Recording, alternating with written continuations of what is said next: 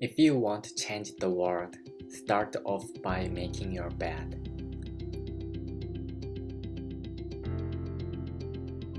Making a bed is an actually annoying task.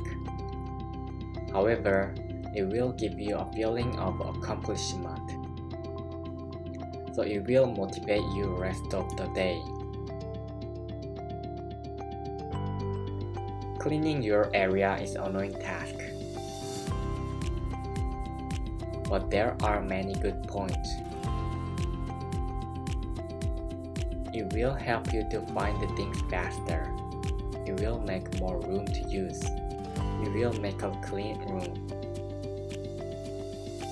Then why do some people hate cleaning up? It is because they have bad feeling about it. Let's look at these two cycles. If you clean up often, it will make you feel better, and it will make less time to clean up next time, which will give you a good memory about cleaning up. So you will repeat this cycle. If you postpone it, it will be more difficult to do next time and require more time to do it. And you will only leave bad memory about it. Then you will postpone it again. Some people are not cleaning up because someone else do it for them, or never had a chance to learn how to do it.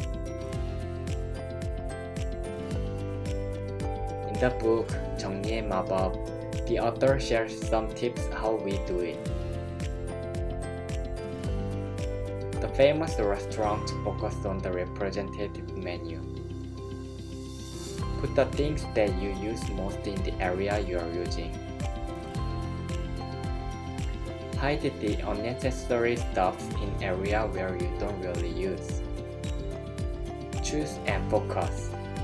Try to keep everything simple.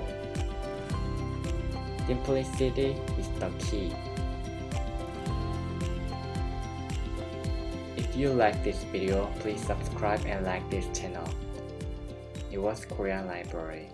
Thank you.